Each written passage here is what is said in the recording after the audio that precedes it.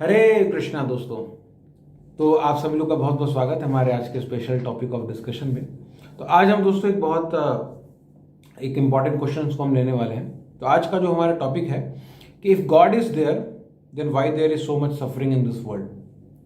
कई बार हम दोस्तों ऐसा हमारा अनुभव है कि हम कई बार लोगों को देखते हैं कि कई प्रकार के प्रश्न पूछते हैं लोग। फॉर एग्जाम्पल अभी जैसे हमने देखा होगा कि करंट सिचुएशन में अभी जो है कोविड के केसेस काफ़ी निकल के आ रहे हैं। तो कई लोगों ने प्रश्न पूछना स्टार्ट किया कि भाई कहाँ भगवान, क्या भगवान, इतने सारे कोविड के केसेस निकल रहे हैं, हजारों की संख्या में लोग मर रहे हैं, लाखों लोग मर रहे हैं, इतनी प्रॉब्लम्स आ रही हैं, भगवान है कहाँ। कई लोग हमने देखा कि कई बार जैसे अर्थक्वेक की सिचुएशन आ गई फॉर एग्जांपल, या पॉल्यूशन बढ़ने लगता है दोस्तों, जब या एसिड रेन होने लगता है, कभी एक्सीडेंट्स हो जाते हैं, कभी ट्रेन पलट जाती है, कभी 6 महीने का कोई बच्चा मर जाता है दोस्तों, या जो है 4 धाम की यात्रा में कोई बस जा रही है वो बस खाई में पलट जाती है दोस्तों। या दे आर डिफरेंट सिचुएशन, कई सिचुएशन जब आते हैं दोस्तों लाइफ में, जब हम भगवान की एग्जिस्टेंस के ऊपर हम सवाल उठाते हैं कि भगवान कहाँ है, भगवान है तो ये प्रॉब्लम क्यों हो रही है। हमने तो सुना था कि भगवान परम दयालु हैं, हमने तो सुना था कि भगवान जो है भगवान हमसे बहुत प्रेम करते हैं, भगवान के संतान हैं, भगवान हमारे परम पिता हैं। और अगर ये सब सारी चीज़ सकते हैं तो ये सफरिंग्स क्यों है, ये दुख क्यों हो रहा है, मुझे अर्थक्वेक क्यों आ रहा है, कोविड क्यों आ रहा है। भगवान अगर हैं, भगवान अगर हमसे प्रेम करते हैं तो भगवान ये क्यों नहीं ठीक कर सकते हैं, क्योंकि भगवान तो और पावरफुल है, वो ऐसे चुटकी बजाएंगे वो सब कुछ ठीक हो जाएगा। तो भगवान ठीक क्यों नहीं कर रहे हैं।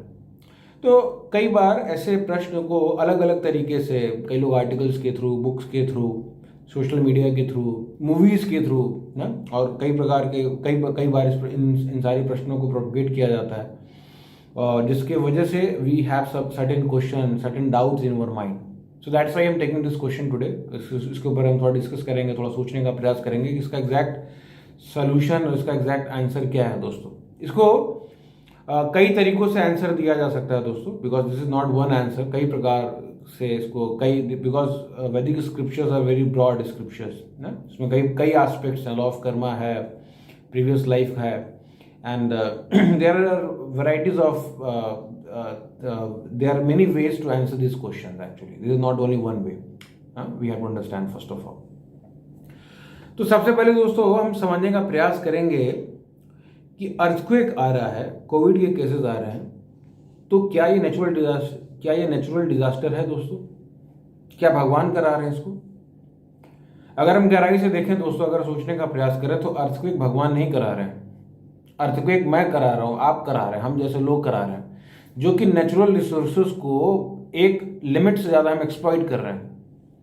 जो नेचुरल हार्मोनी है, जो इकोसिस्टम है, जो इकोलॉजी है, जो नेचुरल बैलेंस है, उसको हम डिस्टर्ब कर रहे हैं। उसकी वजह से अर्थक्वेक आ रहा है। ये नहीं कि भगवान अर्थक्वेक करा रहे हैं। कोविड का केस भगवान नहीं करा रहे हैं। कोविड का केसेस आने लगे, कोविड केस भगवान ने नहीं कराया, भगवान ऐसे हाथ किया ऐसे कोविड निकल गया, नहीं, ऐसा नहीं। ये हमारी रिस्पॉन्सिबिलिटी है, हम इसमें इन्वॉल्व हैं। हमने जो डिस्टर्बेंस किया, हमने नेचुरल्स लॉ जो है उनको तोड़ा, मीट ईटिंग को बहुत ज़्यादा हमने प्रोपोगेट किया, बहुत एक्सेसिव मीट ईटिंग किया, एनिमल स्लॉटरिंग किया, एक इकोसिस्टम को हमने ब्रेक किया, and we have propagated this. हमने इस वायरस को बनाया, भगवान ने वायरस को नहीं बनाया दोस्तों। हाँ, ऐसा नहीं कि हम भगवान को ब्लेम कर देंगे। अगर फॉर एग्जांपल शास्त्रों के अंदर, भागवतम के अंदर या किसी भी वैदिक लिटरेचर के अंदर दोस्तों ऐसा कहीं कोई डिस्क्रिप्शन नहीं कि कोरोना वायरस हो गया, भगवान के समय में जो है रामचरितमानस में कभी कोरोना वायरस हो गया। अगर कोरोना वायरस भगवान कराते तो वैदिक स्क्रिप्चर के अंदर डिस्क्रिप्शन होता है इस चीज़ का, but this is not the description. ये हमें समझना पड़ेगा, कोरोना वायरस हम करवा रहे हैं, पॉल्यूशन हो रहा है, पॉल्यूशन हम कर रहे हैं सर, नदियों को गंदा हम कर रहे हैं। हम जो है रैपिड इंडस्ट्रियलाइजेशन के चक्कर में वेस्ट जो निकल रहा है उसको हम नदियों में डंप कर रहे हैं, उसकी वजह से नदियों में पॉल्यूशन हो रहा है। भगवान को पिक्चर में क्यों लेके आ रहे हैं हम, why we are putting God in the picture. Acid rain भगवान नहीं करा रहे हैं भाई, रेन तो शुरू से होता आ रहा है। भगवान ने तो भगवद गीता में बताया यज्ञ होता है, यज्ञों की वजह से डेमी गॉड प्लीज होते हैं, इसलिए वो रेन करते हैं। वेरी सिंपल प्रोसेस को भगवान ने एक्सप्लेन किया हुआ है। इसके लिए भगवान ने कितना अच्छा सिस्टम बनाया, वाटर साइकिल का सिस्टम बनाया भगवान ने, कि समुद्र है, नदियां हैं, तालाब हैं, सनरेज उनके ऊपर पड़ता है, वाटर वेपर्स के रूप में वो एवापोरेट होते हैं, फिर ऊपर जाके कंडेंस होते हैं, फिर वाटर ड्रॉपलेट्स के रूप में फिर नीचे आते हैं। उसकी वजह से फिर जो है एग्रीकल्चर फील्ड्स हैं उनको नरिशमेंट मिलता है, फिर उसके बाद ग्रेन्स और फूड ग्रेन्स ये सब निकलते हैं। भगवान ने तो सिस्टम बना के दिया है सर। बट उसके बाद इस सिस्टम को हमने जाके कहीं ना कहीं डिस्टर्ब किया है दोस्तों।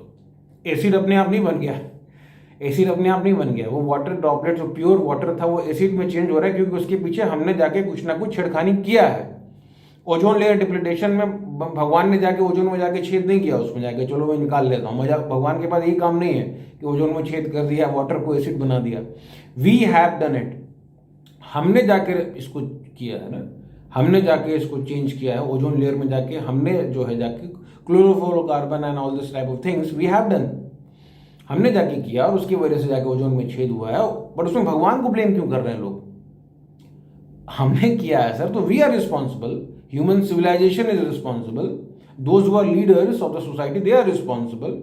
But when the problem come then we are blaming God कि भगवान कहाँ है।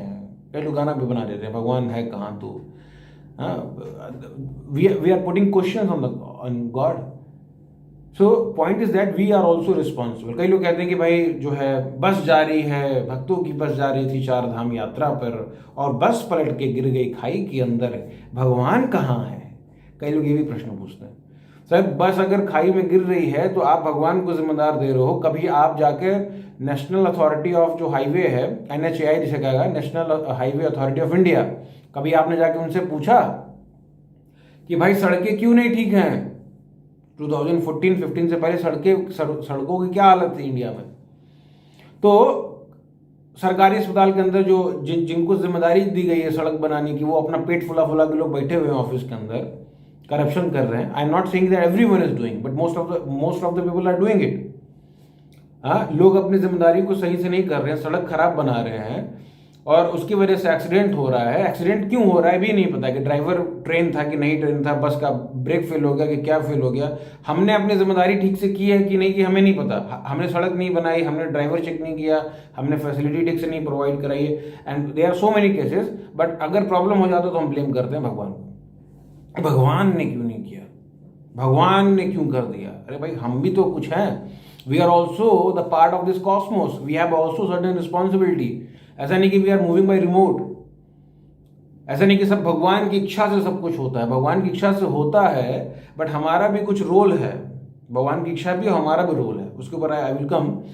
But the first point is that we have to understand it in every situation and in every problem of life. We can not blame God, जाके सीधे भगवान को हम नहीं ब्लेम कर सकते कि भगवान कर रहे हैं, भगवान कर रहे हैं, भगवान कर रहे हैं।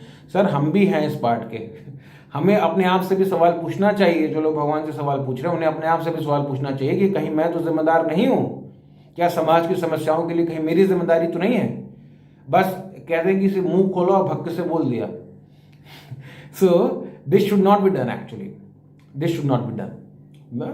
हमें समझना पड़ेगा कि यूनिवर्स के कॉस्मोस के चक्कर में हम भी रिस्पॉन्सिबल हैं। तो पहली चीज तो हमें समझ में आए दोस्तों कि हम भी रिस्पॉन्सिबल है। Then we are also trying to understand कि लोग भगवान को गाली तो दे देते हैं, लोग भगवान के ऊपर प्रश्न उठा देते हैं, बट जब भगवान को क्रेडिट देने की बात आती है, जब भगवान को एक्नॉलेज करने की बात आती है, जब इस नेचुरल क्रिएशन को क्रेडिट देने की बात आती है कि भगवान ने कितना अच्छा यूनिवर्स बनाया, एक डिजाइन तरीके से भगवान ने बनाया, इसमें एक प्रॉपर इंटेलिजेंस को लगा के हर चीज को सिस्टमाइज करके बनाया, हमारे बॉडी को बनाया, हमारे ब्रेन को बनाया, एक इकोलॉजिकल सिस्टम को बनाया, Lord has created so many things. But जब इस चीज को भगवान को एक्सेप्ट करने की बात आती है, भगवान को जब क्रेडिट देने की बात आती है, भगवान को जब ग्लोरीफाई करने की बात आती है दोस्तों, तब हम कह देते हैं कि भगवान की क्या आवश्यकता है, सब कुछ तो बिग बैंग से आ रहा है, धमाका हुआ, यूनिवर्स का क्रिएशन होने वाला था, एक पॉइंट था, उस पॉइंट पे इन्फिनाइट टेम्परेचर पे इन्फिनाइट प्रेशर के समय इन्फिनाइट टाइम और स्केल से परे वो एक पॉइंट था, वहाँ पर कुछ ऐसे कुछ अनसर्टेन कंडीशन थी, वहाँ धमाका हुआ, एक्सप्लोजन हुआ, वहाँ से सब कुछ यूनिवर्स निकल के आ गया। भगवान की क्या ज़रूरत है? कई लोग तो कहते हैं कि केमिकल से लाइफ आया जी, केमिकल से इवॉल्व हो के हम लोग आए, भगवान तो ही नहीं। भगवान के एग्जिस्टेंस के ऊपर सवाल उठा देते हैं और भगवान के एग्जिस्टेंस पर सवाल उठा देते हैं, बट जब प्रॉब्लम आ जाती है दोस्तों तो हम कहते हैं कि भगवान कर रहे हैं। किताबों के अंदर घिस घिस के हम लोग पढ़ते हैं कि life is coming from chemicals, life is coming from matter, life is coming from origin of life is from big bang. But जब प्रॉब्लम की बारी आती है दोस्तों तब हम कहते हैं कि नहीं भगवान करवा रहे हैं। भगवान को जब एक्नॉलेज करने की बात जब समय आता तो हम कहते हैं नहीं भगवान तो है ही नहीं, सब कुछ तो मैटर से आ रहा है, सब कुछ तो बिग बैंग से आ रहा है। बट जब प्रॉब्लम आता तो कहते हैं कि भाई भगवान करा रहे हैं। जब हम कुछ नई चीज़ें बना लेते हैं दोस्तों, कुछ नया डिस्कवरी करते हैं दोस्तों, फॉर एग्जांपल मैंने कार बनाया दोस्तों फॉर एग्जांपल, या मैंने कुछ नई चीज़ डिस्कवर की, तो मैं जाके कहूँगा देखो देखो मैंने बनाया है, मैंने अपने दम पे बनाया है, मैंने अपने दम पे बनाया है, मुझे भगवान की आवश्यकता नहीं है, भगवान है ही कहाँ, मुझे लाइए नोबेल प्राइज़ दीजिए, मुझे नोबेल प्राइज़ दीजिए, क्योंकि मैंने अपने दम पे बनाया। और उस समय जब अपने एक्सेप्टेंस की, जब अपने पोस्ट पोजीशन की बात आती है, जब अपने ग्लोरिफिकेशन की बात आती है, जब अपने पूजा लाभ प्रतिष्ठा की बात आती है, तो हम कहते हैं कि भाई मैंने बनाया है, मुझे क्रेडिट दो, भगवान को भगवान भगवान नाम की कोई चीज़ है नहीं। बट जब प्रॉब्लम आ जाता है तो कहते हैं कि तब हम भगवान को गाली भी देते हैं।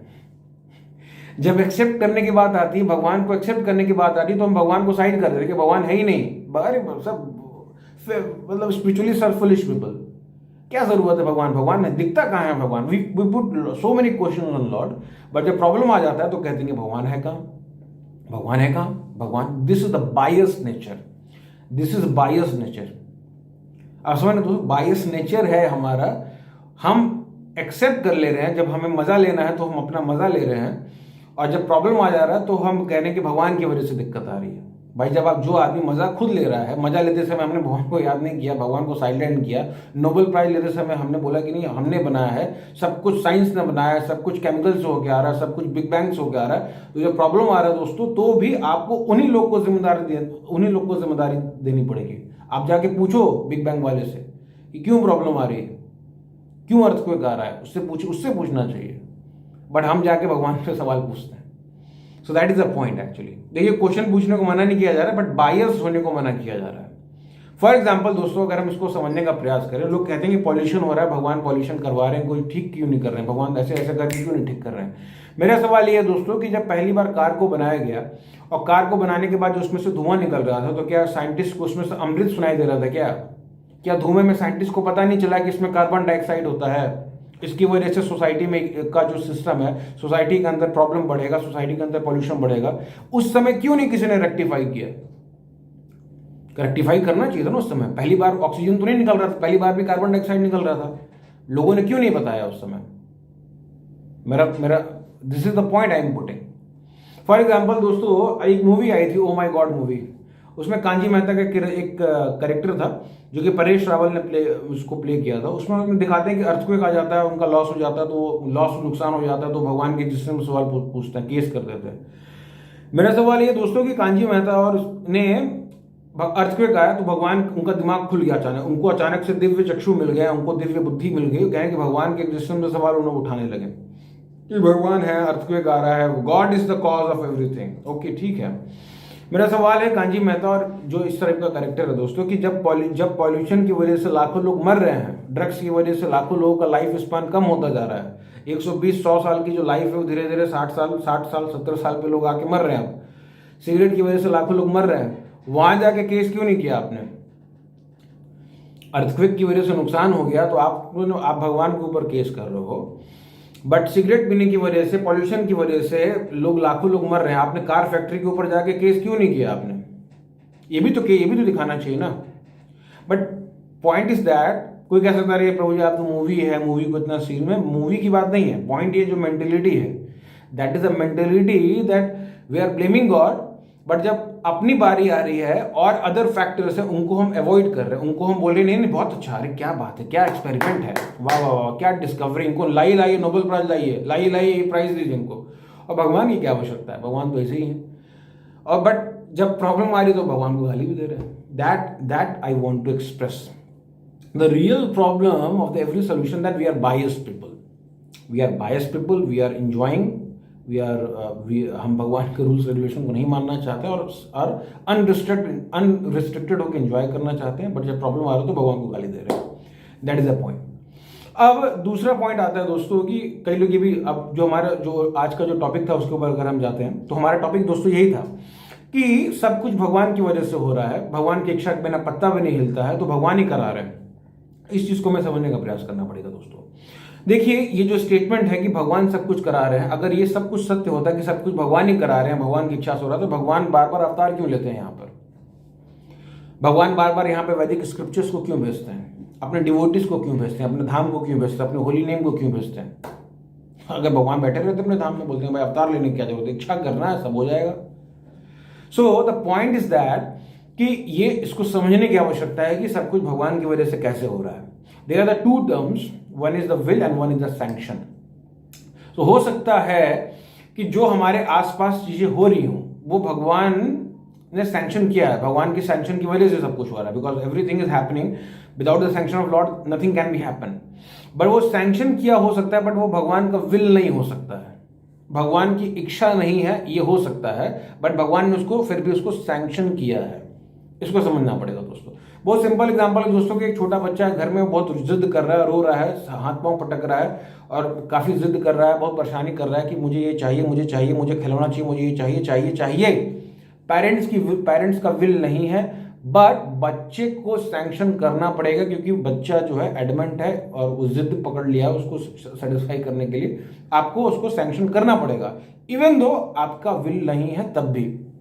इसको दूसरे एग्जांपल से भी समझते हैं दोस्तों कि अगर फॉर एग्जांपल अगर हम किसी दुकान पे जाते हैं दोस्तों, अगर दुकानदार थोड़ा ऑनेस्ट होता है तो बोलता है अरे सर आप ये सामान क्यों ले रहे हो, सामान अच्छी क्वालिटी का नहीं है, आप सर ये सामान क्यों ले रहे हो, फिर 6 महीने बाद आप परेशान हो गए, आप ये सामान मत लो, बढ़िया थोड़ा अच्छी क्वालिटी का सामान लो आप.